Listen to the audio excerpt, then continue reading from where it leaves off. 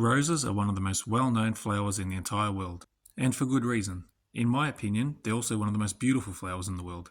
And I challenge you, leave a comment in the comment section to let me know a flower that is nicer than a rose. Today we're going to share with you our top tips for growing beautiful roses in your garden at home, including how and when to prune and feed your roses, as well as the dread of blackspot and those annoying little bugs, aphids, and also a few companion plants that can help you out along the way. So be sure to hit that like button and subscribe to the channel, and we'll share with you all of our gardening knowledge. So let's start off with pruning. The shape of this rose here is almost perfect, as you want the rose to be almost like a wine glass to allow good air circulation all around the foliage, including through the middle of the plant. As we can see, this rose has quite a few flower buds on it, including open flowers, but it also has quite a bit of black spot on it, so it does require a bit of work. But we can clearly see that there is no dead branches on this rose, unlike this rose here, which does have the dead branches on it.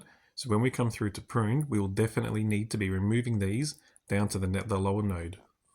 So here we can see where the new growth is coming out. So we cut just above this, so all the dead wood above it is gone and the new growth can take its place. The best time to prune your roses is at the end of winter, after the last frost, and before the plant puts on all of its new growth. And this is when you want to be cutting your roses back from a third to a half, as roses love a good haircut and they will thank you for it in the season to come. Just as an example, on this rose here, if we were pruning it back, we would want to be removing the top 30 to 40 centimeters off every branch of this rose to bring it all right down so it can push out the new season's growth. Which brings us to feeding. If you get this right, you'll be looking at dozens of beautiful roses all season long, but unfortunately, if you get it wrong, you could have no flowers at all, or even 6 struggling roses doing nothing at all, like this one here. I personally feed my roses with a pelletized fertilizer made specifically for roses, and I do this at a rate of about 1 handful every 2 months. And we also feed our roses with a liquid fertilizer once a fortnight, and we increase this to once a week during the main growing season when the plant is pushing out all of its flowers. And being careful not to wet the foliage like this. And this right here is the reason we don't want to wet the foliage. The one thing that all rose growers hate, blackspot. First of all, what is it? Well, it's a fungus most commonly known as, you guessed it, blackspot, and it affects the foliage of roses when they're kept in humid conditions. It will first appear as a little black spot on the leaf that slowly gets bigger and bigger as the rest of the leaf slowly turns yellow and dies. If left untreated, it will slowly decimate the foliage of the plant and eventually kill the entire rose. So, how do we stop this from happening? The first thing we need to do is remove any affected leaves and branches from the plant. We need to place them into a plastic bag and throw them into the rubbish bin. This way, we will avoid the spread of the spores around the garden.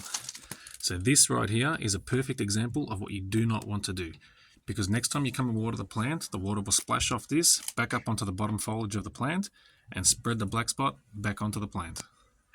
Then we can make up a liquid spray using 1 part milk to 2 parts water and spray this all over the foliage. Now you want to be sure to spray the tops and the bottoms of the leaves. And the best time to do this is early in the morning, so it has all day to dry. The last thing you want is the leaves to be wet overnight, as this will promote the growth of the spores of the black spot fungus. It's also a good idea to put down a good layer of mulch, as this will stop the spores of the black spot from splashing up out of the soil onto the bottom of the foliage of the plant, as well as keeping the root system nice and cool on those hot summer days. Now let's talk about some plants that you should be growing with your roses to make them happier and healthier.